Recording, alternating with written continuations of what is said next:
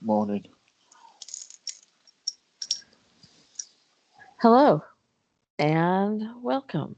I am Exolite, and this is my podcast. Rob is Yep. here. Hello, Rob. You okay? I'm That's just a great. silly question, really, isn't it? Um, I'm on the mend. I'm still fainting. Have you ever seen those fainting goats? I have actually. Yeah. Yeah, that's me. Just walking along, then I'm taking a nap. You know, Yeah. this is for a couple of seconds. A girl gets tired. Sometimes you gotta take a nap on your way to the bathroom. I don't know. How are you? Mm-mm. I am What are you doing? What wonderful. are you doing? What are you doing? What are you Well, chugging right now? I said to you, I'm just about to take my tablets while you were whatever you were doing. So then got a mouthful of coffee to take my tablets, and you started the podcast.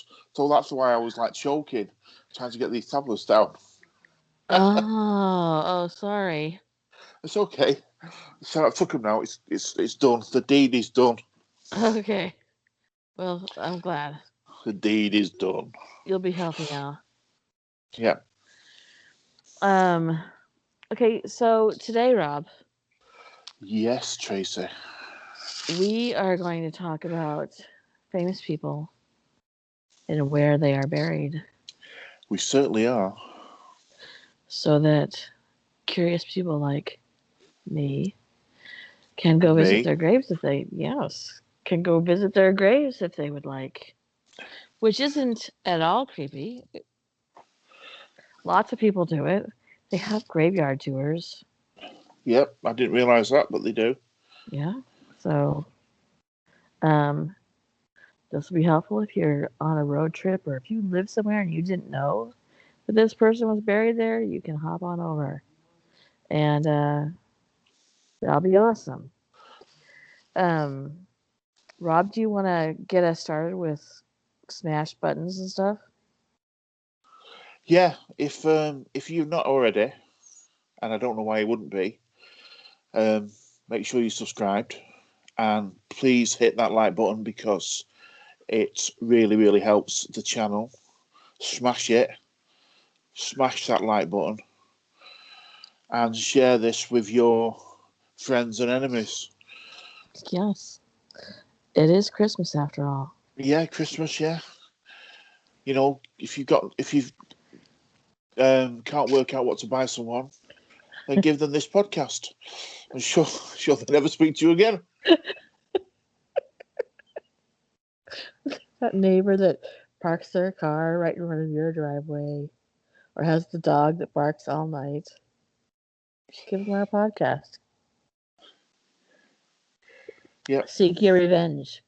yeah. Well, I've got my coffee and tea next to me, Rob, so you know I'm ready. I'm ready. Yeah, Tracy's gonna do. Tracy's gonna be a little bit lowbrow today. I'm obviously highbrow. Obviously. It's because you're Obviously, British and I'm not. well, I didn't want to say that,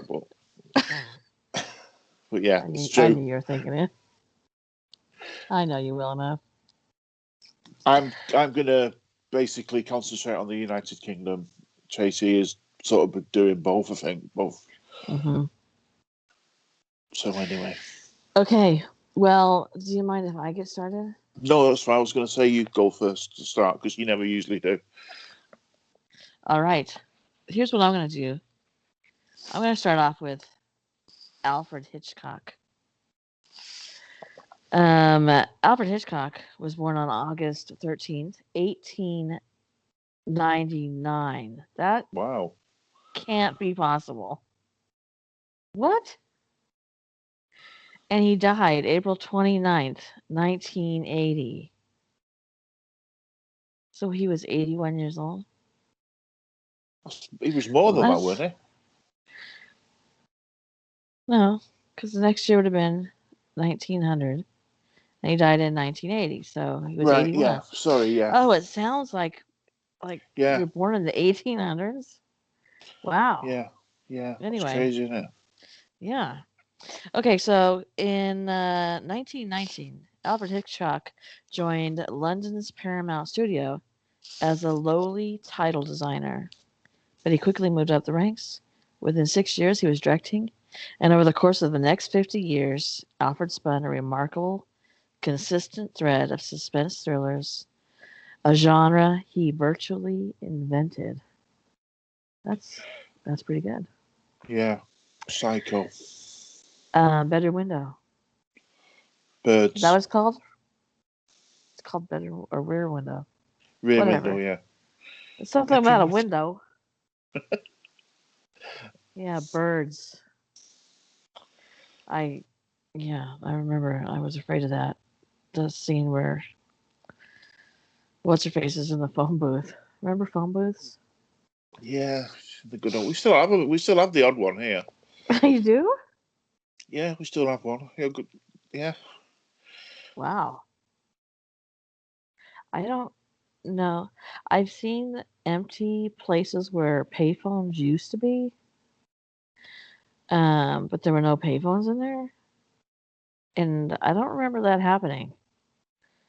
Like, I don't remember them just being picked up and taken away, but they're gone. Which is good because payphones, that's nasty. There was can I quickly tell you a weird story about telephone boxes? Sure. Did you time It, travel in one? no, I'm not Doctor Who. Oh. Uh, I when I go and pick my girls up, I have to go down this real old, weird country lane in the middle of nowhere, basically. These are your And daughters, yeah, my daughters. not your Um, girlfriends. yeah, I have numerous ones that I pick up together. You know, yeah, it's not awkward at all. Um, um, so anyway, this is Field, and it started off with one phone box, the old type phone box with the little windows, the red ones with the little windows. Oh, I love that.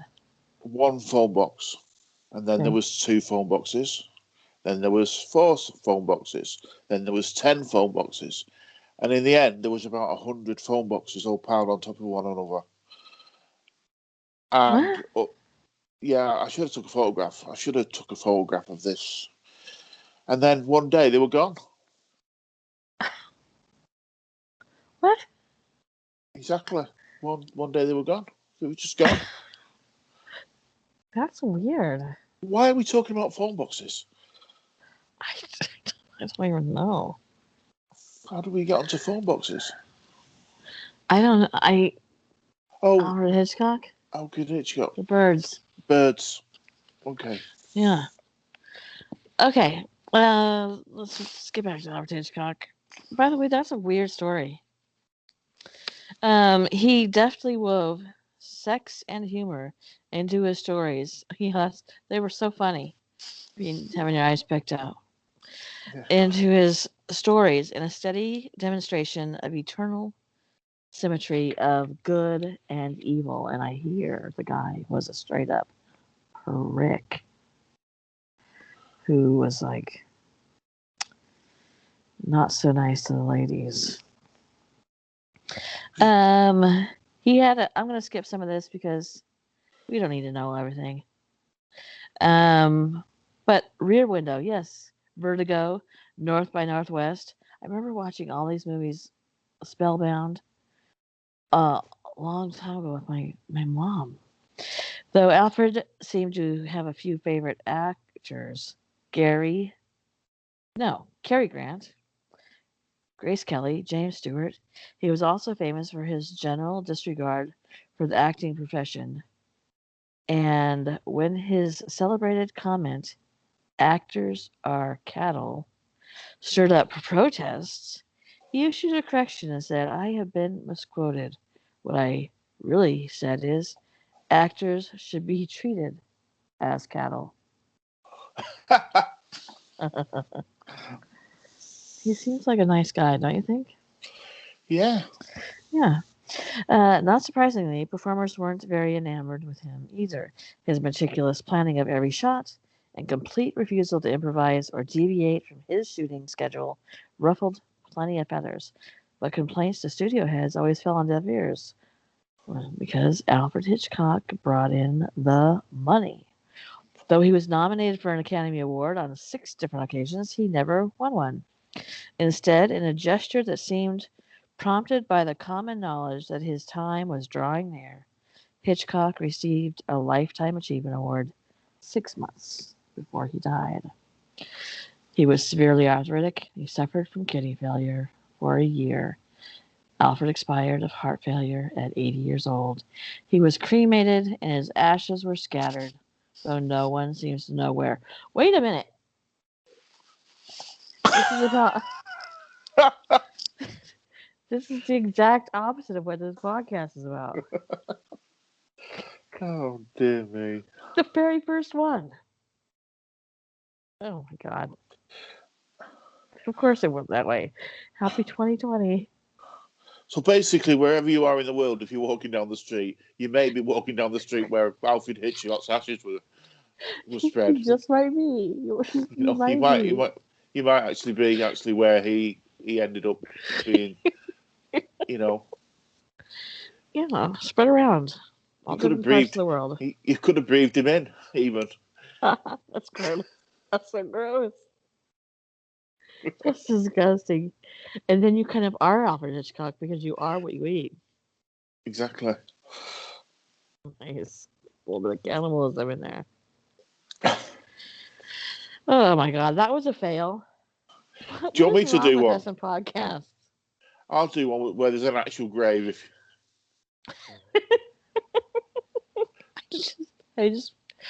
Oh my god. All right. Would you like to do one with an actual grave, please? Yes, I'm gonna talk about John Singer Sargent. And who is this guy? Right, he was an American portrait artist, the most prominent in a lot of people's opinion, the most prominent American portrait artist in history. John Singer Sargent. I have never heard of him before in my entire life. Well, that sort of says it all about the American education system. How is it possible that he was one of the most prominent artists ever? Anyway, whatever. Anyway, okay, go ahead. He was born in 1856, and he died in 1925. He spent most of his life living in London, where his grave can be found at Brookwood Cemetery. Excuse me, sorry, I've got terrible indigestion. His impressionist portraits were popular in the 1880s, where some of the most famous Americans wanted to be his clients, including Roosevelt and Lady Randolph Churchill. Mm. I have visited a few famous graves in Brookwood Cemetery. Not me, this is someone else. Mm-hmm. One of them was the grave of John Singer Sargent. The body of the painter was buried in the largest cemetery in the United Kingdom. I think people visit the grave to honour one of the most significant artists of his generation. And the cemetery is a good place to contemplate and respect his life. So there you go. Brookwood Cemetery in London, which is supposedly, like I've just said, one of the largest cemeteries in the United Kingdom. He was an American, but he was buried in London. Yeah, because he lived most of his life in London. Oh. Well, that might be because I don't know. That might be why I don't know who this guy is. Okay. But I'm sure he was lovely. Because it's Christmas, I'm going to do Charles Dickens. Because Charles Dickens wrote A Christmas Carol. Please, sir, can I have some more? And he also wrote Oliver Twist. Yeah. David Copperfield and my all-time favorite book. What is this? What am I going to say? Do you know what I'm going to say? I have no idea. You have got to know. I never know. I have said this. I have two favorite books. Um, One is The Hound of the Baskervilles. and the Baskervilles. And my all-time favorite book, I have said this on this channel 1,000 times. It's there, but I just can't. It's on the tip of my tongue. A Tale of Two Cities. Tale of Two Cities. Yeah. Yes. Okay. In 1824, Charles Dickens' father and family were imprisoned for debt, while the 12-year-old Charles was put to work at a factory. Oh. This experience, that's where he goes like, Lisa. This experience and his childhood of poverty, that was pretty good, I think. Don't you think that was pretty good? Yeah. The best yet, maybe. Yeah.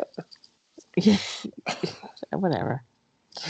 This experience and his childhood of poverty and adversity haunted him for the remainder of his life, but also proved to be a source for his novels. Yes, it did.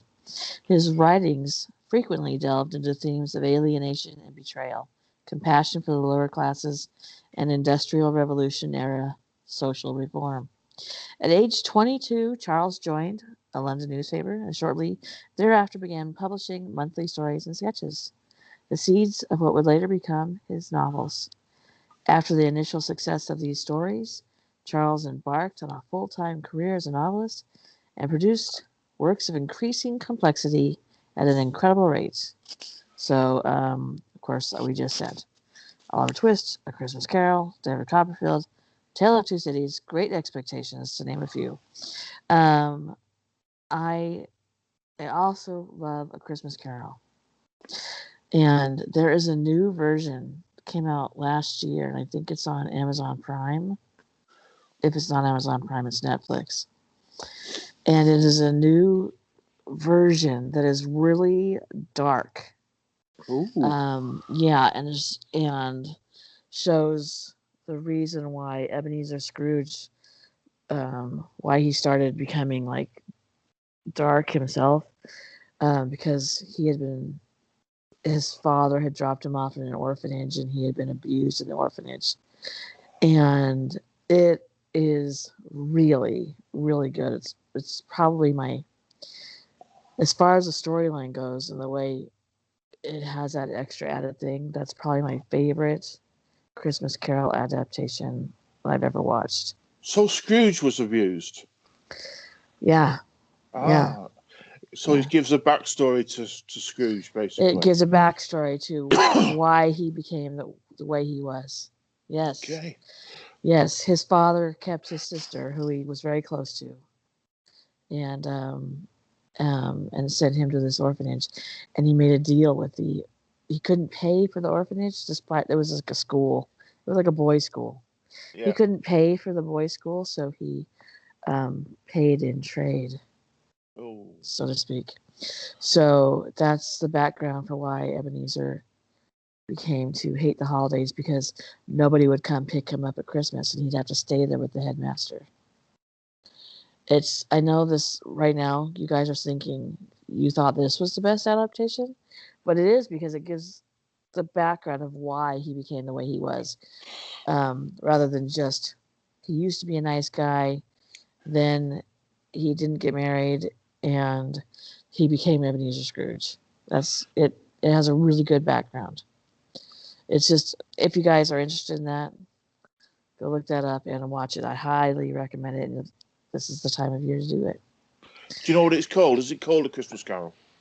I think it is called A Christmas Carol. I'll have a look at that after. Yeah, it's excellent. It really was like really, really good. And then I like the Jim Carrey one because the special effects in the Jim Carrey one are amazing. I've not seen that. Oh my God. We saw it in the movie theater, and we saw it with 3D glasses, which is an excellent way to see it. But it's still really good even if you don't. But the effects are incredible. I cannot recommend it enough. And you don't see Jim. You know how Jim Carrey is like a person, whenever he's one of those actors, wherever you see him, he's still Jim Carrey. Yeah. This is not like that. You do not see Jim Carrey, and he plays like almost every character in the story. So Wow. it's exceptional. So I highly recommend that one, and I believe that one is on Netflix right now. Have you ever seen Bruce Almighty with Jennifer Aniston, where he becomes God for a period of time, I do not think so. and Morgan Freeman plays God? Well, yeah, isn't Morgan Freeman God? He's also a creep. But anyway, go ahead. I just wondered if you've seen that. It's a really, really good film. It's really, really good film. I feel like I have, but I can't remember it. Anyway, back to Sorry. yeah, I veered off. Okay. At 58 years old, Charles died of a stroke. What? And it was his wish to be buried in the graveyard of Rochester Castle Moat with no scarf, cloak, black bow, long hat band, or any other revolting absurdity.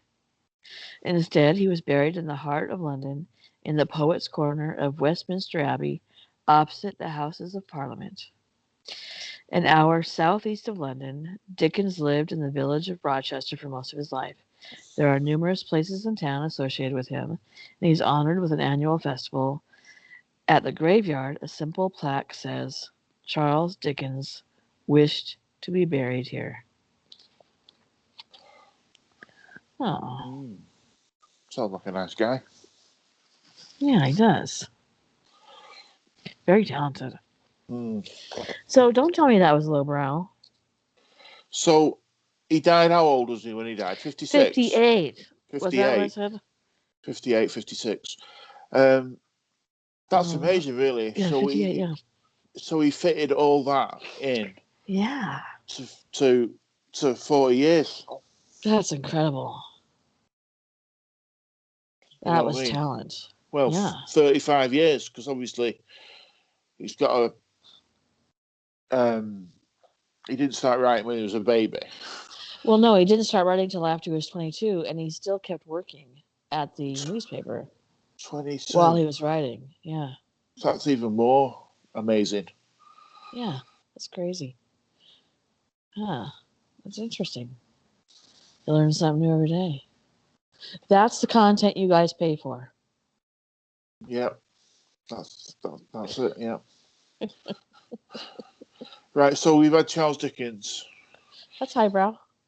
So I'm going to go. I'll see your Charles Dickens. What? I'll see. No, you won't. Your Charles Dickens. And I'll I don't want to see yours either. I'll raise you a Jane Austen. Okay. Ooh. Well, Jane Austen, she's no relation to Stone Cold Steve Austin. Absolutely. Wait, is that true? Absolutely nothing to do. Or Steve Austin, like the Bionic Man. No, nothing to do with him either. Now. What about Austin, Texas? No, she's not. It's spelled different. Yeah, you spell Austen. Ian, yes. Yeah, she's not related to anyone like that. So she's Okay. never been in the WWE or anything like that. That's disappointing. Anyway, for any Jane Austen fans out there, I'm really, really sorry.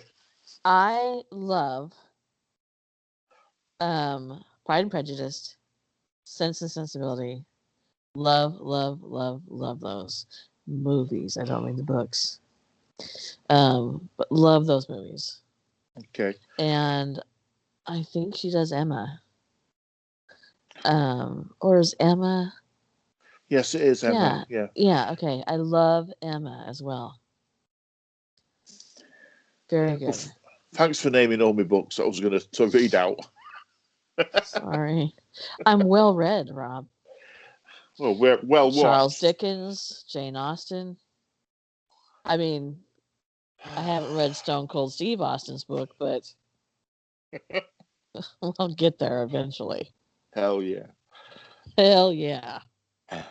Anyway, the novelist famous for Pride and Prejudice, Emma, Sense and Sensibility, and other outstanding novels, which Tracy will have watched on video, was buried in Winchester Cathedral, Hampshire in 1871. The county is closely intertwined with Jane Austen, whose house in Chorlton is now a much-loved museum where visitors witness the place where she lived and wrote her major works. When Jane Austen fell ill, she travelled from Chorlton to Winchester with her sister and took residency next to the cathedral, where she passed away a couple of months later.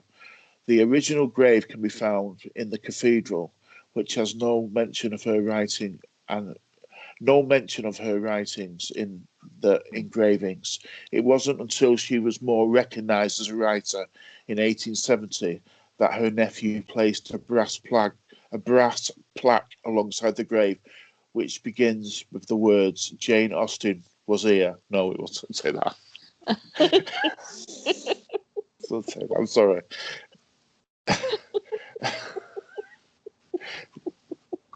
Sorry. Jane Austen, known to many by her writings. That's all it says. Let me just see. Jane Austen's grave has recently been visited by Laura. Laura from Loopy Loo Laura, whoever she is. And I'm reading this, I'm not making it up, believe it or not. Who explains why she thinks people visit famous graves across the UK. I am a history graduate and love visiting historical places, especially where famous figures lived and died. Graveyards and churches are places to respect the honour of the dead and have shaped our past, and I feel it's important to teach our children about their history. There you go. I feel the same way. Interesting. Well, that was interesting. Thank you for that. Yep. Okay. Next on the death tour. All aboard. I'm going to do Al Capone. And as a side note, I used to own 2 Doberman Pinschers. One was named Al Capone and the other one was named Alcatraz. So there you go. Did you? Yeah. Didn't know you had Dobermans. Yeah, I had 2 Dobermans and we had to rehome them. Actually, we had 3 Dobermans. Our third one was named Aubrey. She didn't get a gangster name.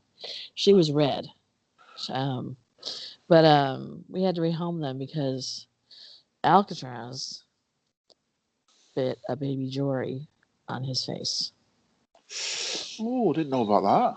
Yeah. So, and Jory was a baby, so he was like 6 months old. So, my dad had to rehome them, and yeah, because we couldn't have them live in the house anymore, obviously.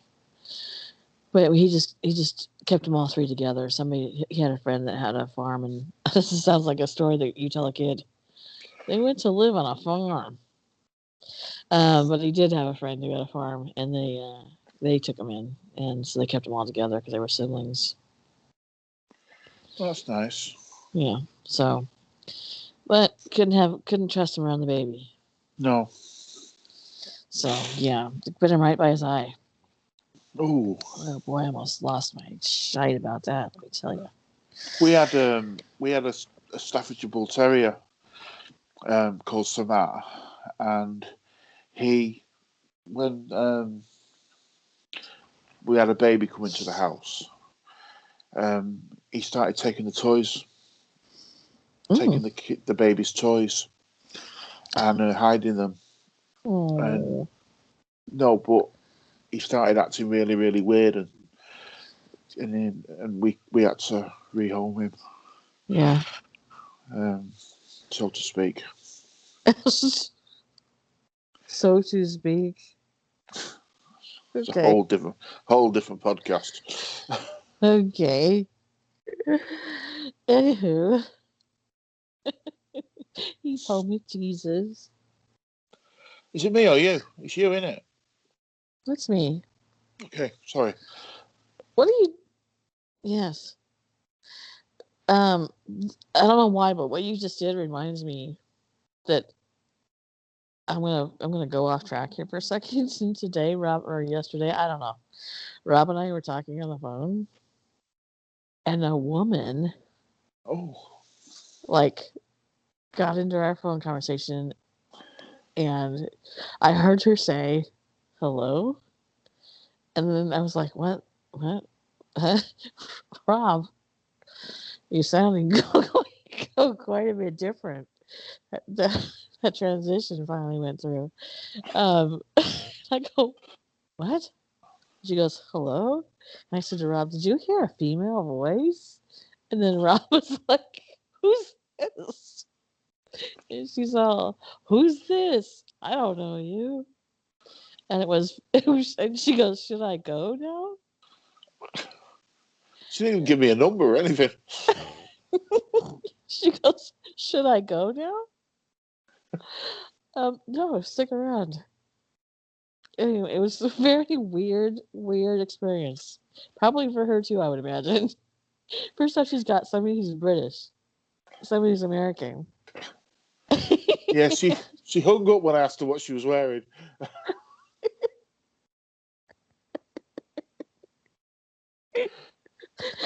Well, it was time for you to pick your girls up, so another one in the car. Anyway, it's very weird. We attract weirdness. Okay, so I'm gonna do um, Ron Goldman and Nicole Brown Simpson, and if you don't know who they are, I don't know what to say about this. So obviously, well, so this is O.J. Simpson's ex-wife and the man who had taken her sunglasses that she left at a restaurant to her and made the unfortunate mistake of doing that. So, here we go. Before I start, I'd like to say this. This happened in June of 1994? 94? No, that's not possible.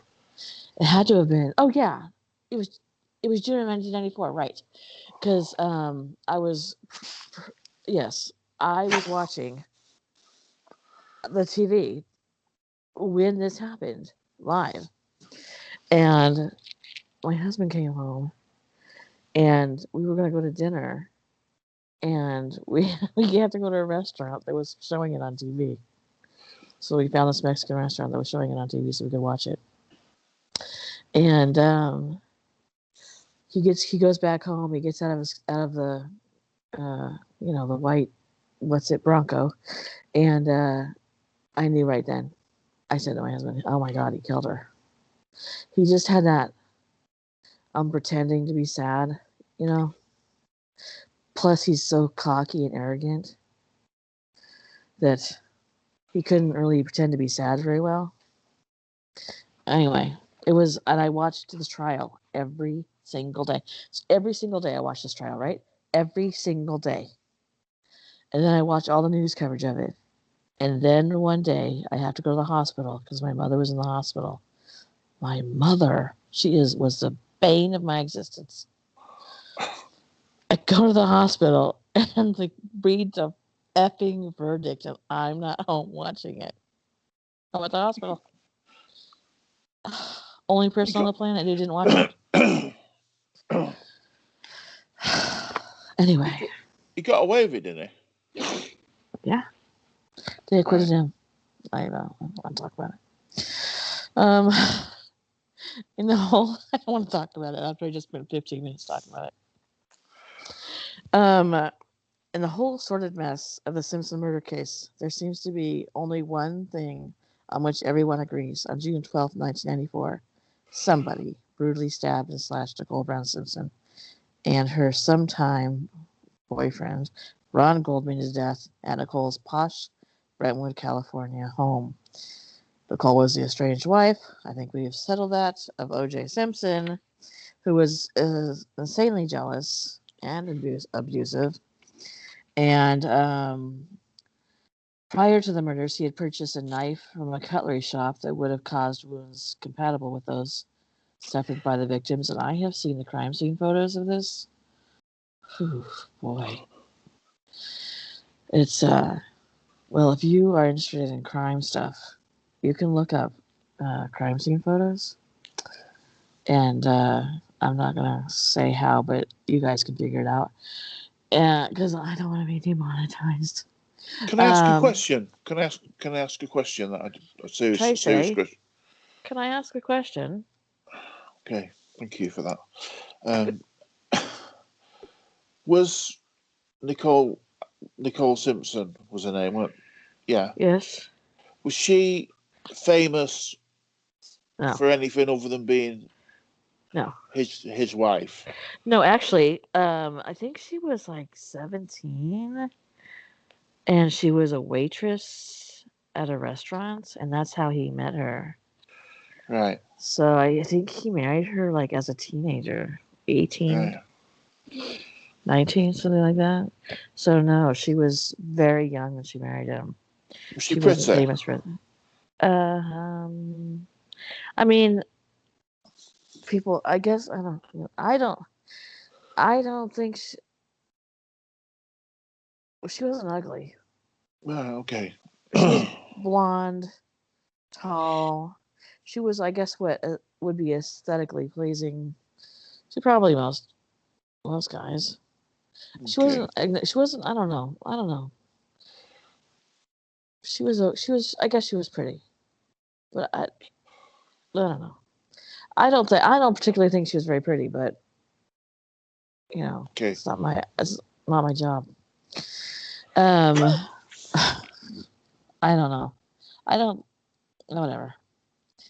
She was fine.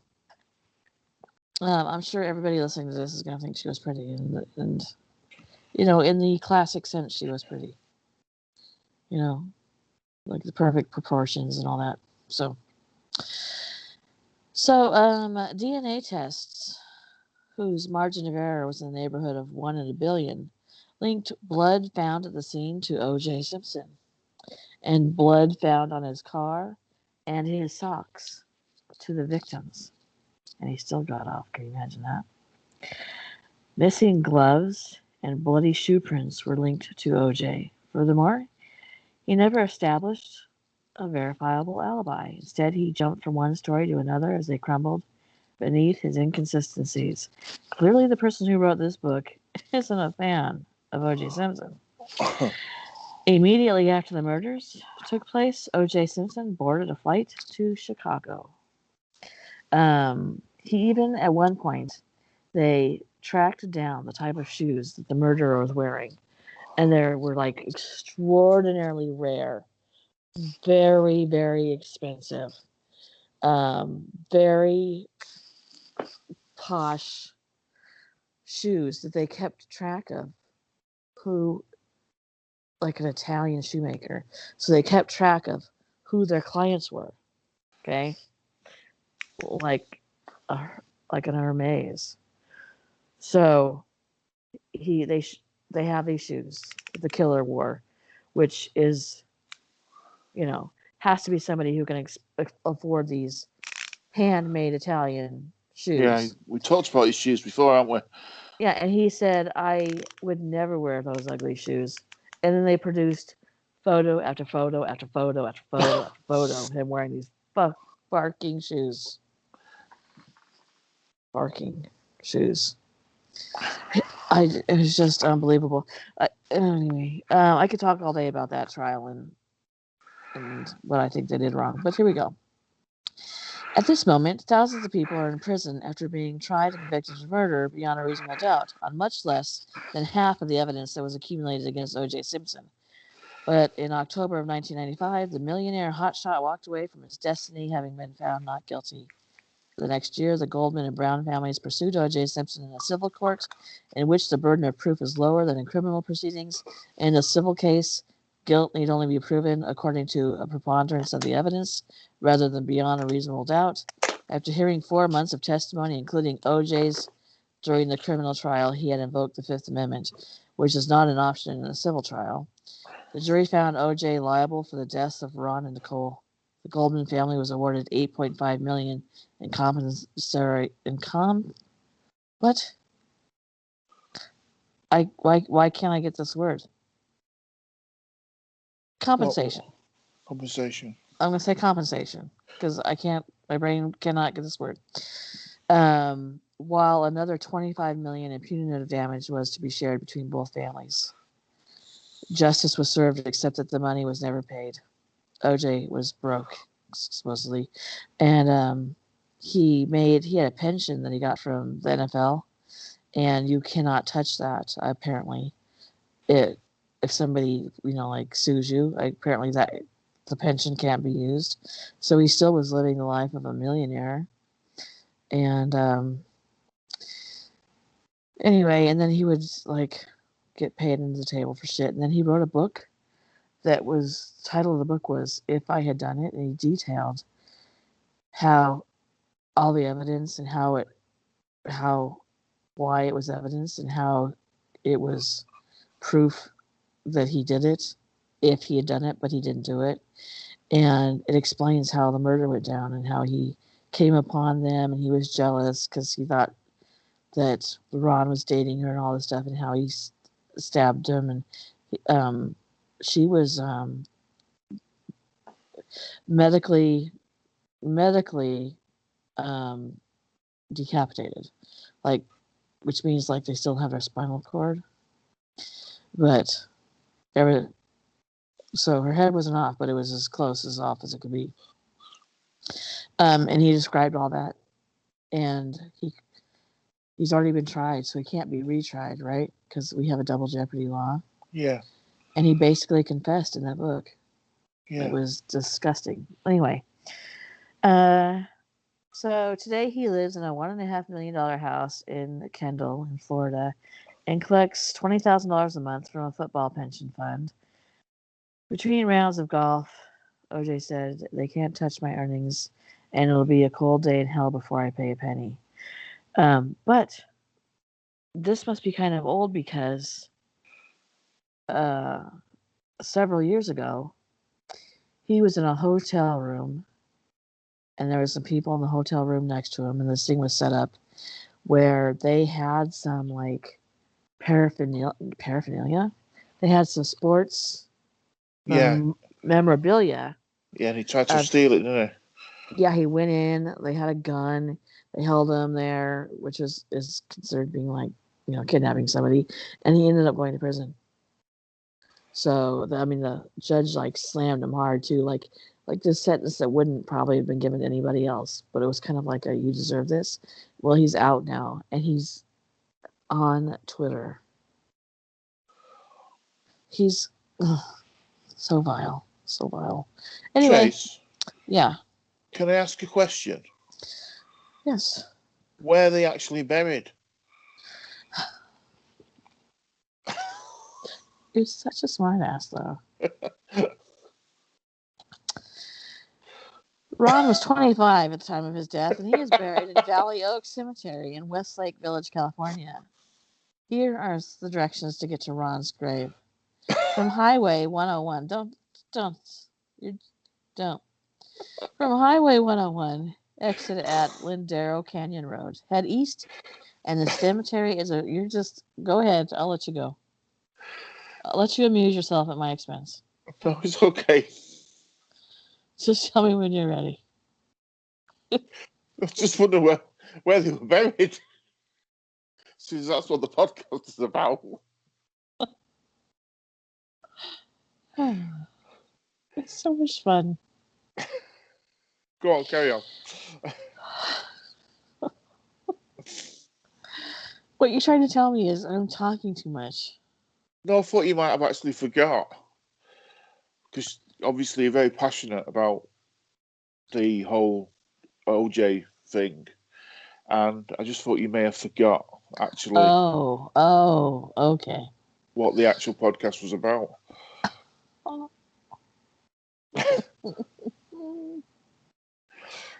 This is what I have to put up with. This is it. Anyway, this is how you get to Ron's grave. From Highway 101, exit at Lindero Canyon Road. Head east, and the cemetery is a short distance ahead on the right. Drive into the cemetery, turn at the first left, then stop at the pine tree on the right. That's Ron's grave is beneath the pine tree. That's nice. Yeah. After her death at 35, Nicole, 35. Wow. There's nothing, Nicole was, no. And he was 25. is he? Shoot. Yeah, that's crazy. Nicole was buried at Ascension Cemetery in Lake Forest, California. Lake Forest is a village that doesn't appear on all California maps. It's about 10 miles south of Santa Ana on I-5. Take the Lake Forest Drive exit and follow it east for 2.5 miles to Trabuco Road, then turn left. The cemetery is a half a mile ahead on the left. Nicole's grave is directly behind the office, 3 rows from the hedges. So there you go if you want to go visit their graves. There you go. There's the directions. That's crazy. Yeah. So, have you got anything to add about OJ?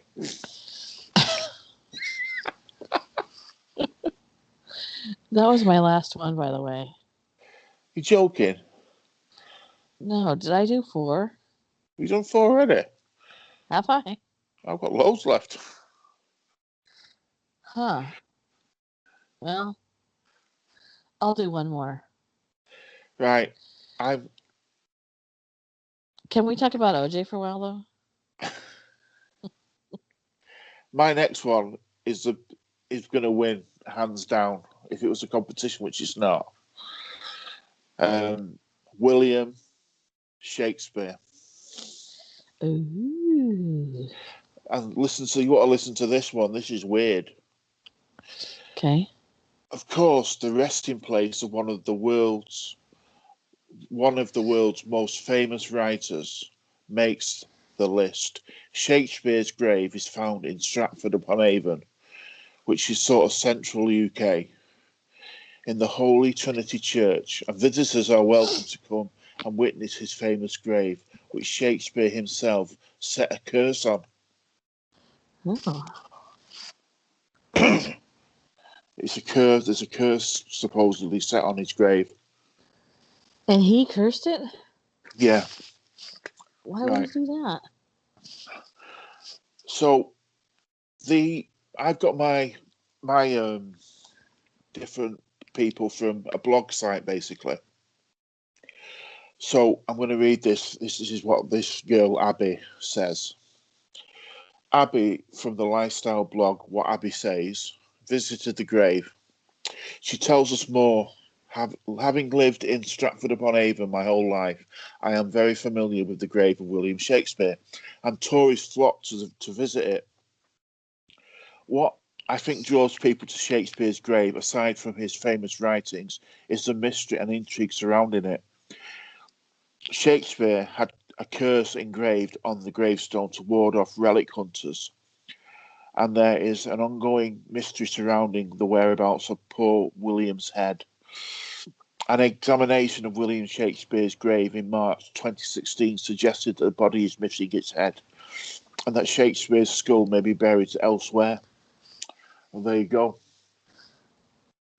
Well, that's weird. Got no head. He's got no head. Why would that be? A, why would he curse his own grave, which is weird? B, why would his head be missing? Did they think he was a vampire? Maybe. You never know. Maybe he was. Do you want me to do another one? Okay, but I have one. Oh, you can go next then. I have Lisa Left Eye Lopez. Oh, you kept that quiet. Mm-hmm. This is for you, Rob. May 27th, 1971 is when she was born. April 25th, 2002 is when she died. Lisa Lopez, a feisty rapper, songwriter, keyboardist, was the L in the multi-million rhythm and blues group TLC. TLC. As well as the catalyst and onstage focus of the trio. Her self-given Left Eye moniker came because a boy once told her she had beautiful eyes, particularly, I can't say that word, particularly the left eye, which was slightly larger, and she celebrated her nickname by wearing glasses with a condom over the left lens, which was later toned down into a mere trademark stripe under the eye. TLC's breakout 1991 album, Ooh, on the TLC tip, spawned the hits Ain't Too Proud to Beg, and the group found traction with their Looks and Wardrobe. Their 1994 album, Crazy Sexy Cool, addressing safe sex and black on black crime, was an even bigger hit and became the best-selling album by an all-female group with 4 million plus copies sold. What was the name of that song? Which song? The Waterfalls. Yep, that was the safe sex one. Don't go chasing waterfalls. I had that album. Really? Yeah, really like TLC. Mm-hmm. From the start, the TLC trio presented themselves as independent women, and on the second album, Lisa named herself Crazy. That was also the year she pleaded guilty to arson for burning down her boyfriend's Atlanta mansion. Oops. To avenge his infidelity and alleged abuse. Well, you know, karma's a biatch. She set fire to his tennis shoes, and things got out of control. I say, yes, they did. In 1995, the group declared bankruptcy, saying that their meager royalty rate had left them broke. After a court upheld their filing and invalidated their old contract, TLC shopped for a new and better deal and roared back with another multi-million platinum album. Followers in the fickle world of hip-hop stayed loyal, and TLC toured sold-out arenas. In 2002, my voice is starting to go. In 2002, as Lisa awaited the release of her first solo album, Supernova, she traveled to Honduras for a 30-day spiritual retreat with family and friends. While driving a Mitsubishi Pajero minivan with 7 passengers on a winding and rolling mountain road, Lisa lost control of the van, went off the road, flipped several times. Thrown from the vehicle, Lisa died instantly of head injuries, the sole fatality of the mishap. At 30 years old, she was buried in Hillendale Memorial Gardens in Lithonia, Georgia. Here's an excerpt of the 172-word headstone epitaph that hangs over her grave like a bubble of a cartoon dialogue. Who's to blame for tootin' cane into your own vein? What a shame you're shootin' aim for someone else's brain. That's an odd thing to put over her grave, though. Yeah. Cemetery directions are: from I-20, take exit 74 for Lithonia Industrial Boulevard. Turn left onto Hillendale Avenue, and the cemetery is a half a mile to the left. This is, by the way, in Lithonia, Georgia. Enter the cemetery and park in front of the office. Walk onto the lawn oriented so that your back is to the street, and you'll see Lisa's grave overlooking the pond, topped with the biggest tablet marker on the block. Well, yeah, 172 words. Who's to blame for tootin' cane into your own vein? What a shame you're a shootin' aim for someone else's brain. That's a strange thing to put over somebody's. It's from Waterfalls. Yeah, I know, but I just don't know. It's just strange that. Yeah. Anyway, That's a sad one, huh? Yeah. Yeah. Anyway, I'm going to do William Whitney Gull. Okay, who's this? Right. On a darker note, the grave of William Whitney Gull is also popular, who many believe to be the notorious Jack the Ripper, the East London serial killer in 1888, whose identity has never been confirmed.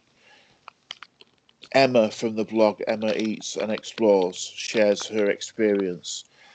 I went to visit William Whitney Gull's grave at midnight on Halloween. He reported he's purported to be Jack the Ripper, although the identity has never been completely confirmed. However, most of the evidence seems to suggest that it was William carrying out the murders. Needless to say, it was a pretty spooky experience. Plenty of bats and creepy noises, but nothing too scary, thank goodness. The grave is in Thorpe Le Stokes in Essex, if anybody wants to visit it for themselves. Maybe not on midnight on Halloween, Halloween, yeah, maybe not. Was it midnight like the day before Halloween? Or midnight on the day after Halloween? You know what I mean? yeah, it doesn't say midnight on Halloween, so it must have been the 31st. Yeah. That's not something I would want to do. First off, I bet there was. See, I feel like there would be a lot of people there doing that. Yeah. Yeah. Huh. Have you got any more? Nope. Right, can I do one more? I gotta save my oxygen. Okay. Can I just do one last one? Yeah, you can do as many as you want. Okay. Karl Marx. Heard of Karl Marx, haven't you? Yes, I have. Many tourists in London take a trip to Highgate Cemetery, one of the world's most famous cemeteries, and where the memorial of Karl Marx can be found. Oh. The tomb was designed by English sculptor, Lawrence Bradshaw, and is certainly impressive. Lucy from the team at Highgate Cemetery tells us more. Karl Marx in the East Cemetery is our most visited grave. Karl Marx is a German political philosopher and revolutionary socialist. His burial here attracted many like-minded political thinkers who to be buried nearby. Visitors flock from all around the world to get to the grave of Karl Marx, whose political philosophy had such an impact on the modern world. He was originally buried in his wife's grave on the small side path, but in 1956, a new monument featuring a gigantic bust by the socialist the socialist sculptor Lawrence Bradshaw was installed in the more prominent location. Funds were raised by the Marx Memorial Fund, set up by the Communist Party in 1955. Since then, many people have been inspired by his thinking, have been buried nearby. Yeah, it's. I'm gonna have to take a hard no on going to visit there. No, workers of the lands unite. Yeah, it's very impressive. Right, Anne Bronte. Have you heard of her? Yes, of course. The grave of the novelist and poet who was part of the most famous families in literal history, Anne Bronte, is found in St Mary's Church, Scarborough. Now, Scarborough, for people who don't know, who maybe aren't from the UK, is a coastal town in the northeast of the United Kingdom. Near somewhere, if you've heard of Newcastle, have you heard of Newcastle? Yes. It's just a little bit down from Newcastle. Okay. The famous seaside resort held a special place in Anne Bronte's heart, with Scarborough portrayed in both her novels Agnes Grey and The Tenants of Wildfell Hall. we spoke to lifestyle blogger Nicole Harris, who says, "I'm from Scarborough, home to Anne Bronte's grave. The famous novelist and poet was actually from Scarborough, but her wish was to die by the sea. Hmm. Wasn't actually from Scarborough, sorry, but her wish was to die by the sea. And she's buried in St Mary's, as there are some beautiful views. I'm not sure whether it's the sea view or the impact of Anne Bronte on her life, the literal, I can't say that word, literal world. But the grave is very well visited. Many people take a moment to sit on the nearby benches and soak in the sea air and pay their respects." Hmm. Yeah, That's neat. that's my last one. Well, It's I like this subject. yeah. I have a ton. Ton. I think We it's going all over. personally, I think doing the kind of people we've done tonight or today Mm-hmm. is better than doing. Well, in my opinion, I don't know. You know, we got like celebrity graves, like I don't know, Elvis and Michael Jackson and Whitney Houston, and Yeah. I think doing like Shakespeare and sort of people like that has been, because everybody knows where Elvis is at I've been there. Graceland, and yeah, I've been there. I have. I've done that for a while. I know. I'm sorry. It's true though. Have you? You never told Yes, me I have. about Yeah, I went to Graceland. I yeah, I told you because I told you the story of how on our anniversary my husband re-proposed to me, gave me a new ring and everything. We were in Memphis, and we went to here's my story. This is a good one too. So we had no clue that it was the anniversary of Elvis's death. So we're like, oh, we're going to Graceland today. Okay, so across the street from Graceland is a Harley Davidson store. And they were having a celebration for the anniversary of Elvis's death.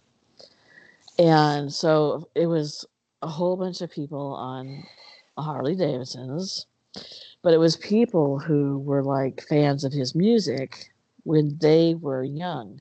So now they're like 70, but they're bikers and they're 70-year-old women with, pasties. Do you know what pasties are, Rob? I have no clue, love.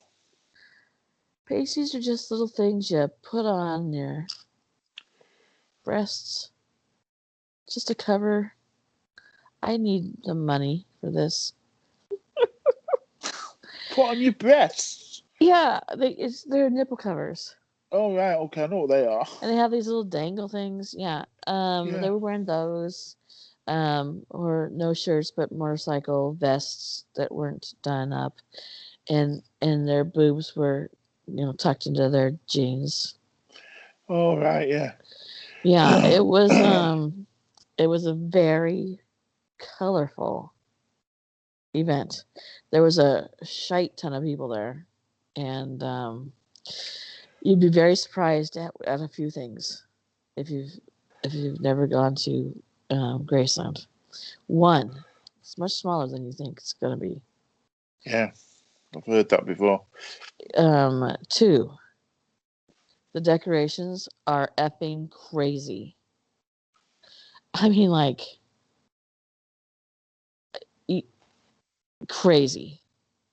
Although, what's really weird about the house, this is really weird because he has like a totally normal kitchen that looked like everybody's 1970s kitchen. It had a very familiar, warm feeling that did something with the childhood memories of mine. Like, oh, I feel like I've been in this kitchen. Like my throughout my whole childhood, everybody I know had this kitchen. Not extravagant at all. Browns, oranges, greens, you know, 70s.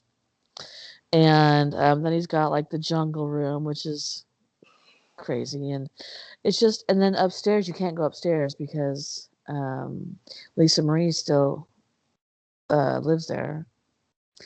So there's an apartment and everything upstairs. So you don't go up there. But it was just very tacky at AF. And for all you hardcore Elvis fans, I'm sorry about that. I'm an Elvis fan. My mother had tickets to go to Elvis's last concert right before he died.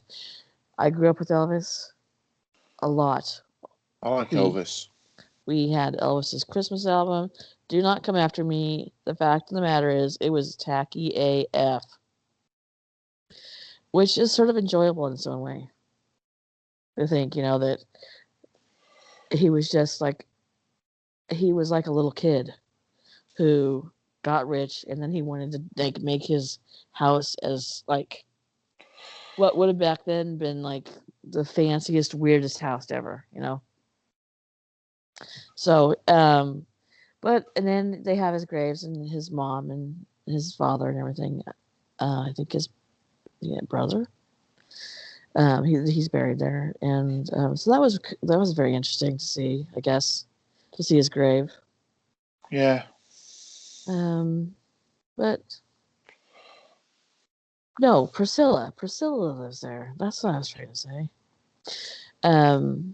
Anyway, yeah, it's just much, much different. If you've never been there, or you've only seen pictures, it is much different than you think. Yeah. But it was an enjoyable time. I saw things I will never be able to get rid of unless I go to therapy, and which it was colorful. Let me say that it was fun. And I got a brand new diamond ring out of the deal.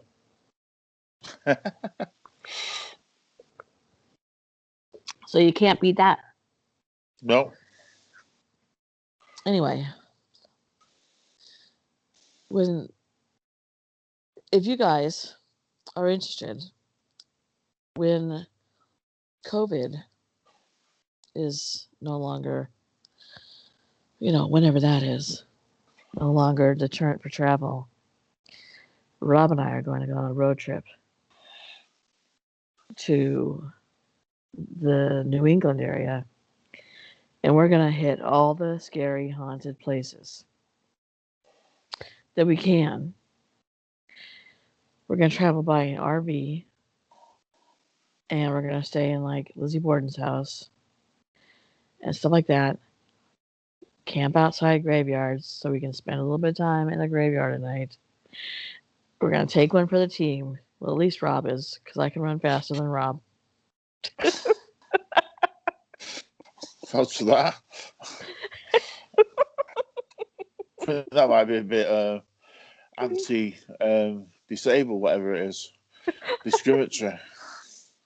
Not my fault I'm in a bleeding wheelchair. Oh my God. No, look at the comments I'm going to get. You like it when they're like, poor Rob. It's to put up with this. Anyway, on my page is, if you're on a computer, is a donation link that YouTube has given me, because I don't make any money out of this channel. So if you're feeling particularly generous, we're paid in love. If you're feeling particularly generous and you would like to donate to the cause, and to this channel for this excellent content, please do so, and it'd be greatly appreciated. And as Rob said earlier, if you guys are not subscribed, I don't know why not. You cannot get content like this anywhere else. Go ahead and subscribe. Ring that bell when you'd like to see our content go live, whether it's a podcast or something about like the 411 cases, or creepy stuff in general. And if you could like this video and share it, that really helps my channel quite a bit. Right, Rob? It certainly does. It really, really, really does. So, I guess we're ready to wrap it up, aren't we, Rob? We're pretty much there, yeah. It's All been right. a pleasure. Never a chore. I agree, Rob. I'll be talking to you later. Be prepared. And look, you got 2 for 1 today. You've got all about the graves and famous graves, and you've every single question you've ever wanted to know about O.J. Simpson.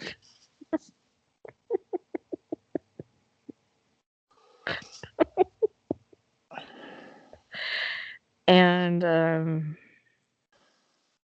you don't know where Alfred Hitchcock is buried. No, we don't know. Oh my God. All right. I gotta go. Okay, so thank you for this, Rob. Thank you, guys, for if you made it this far. Before we go, Merry Christmas and Happy New Year to everybody. Yes.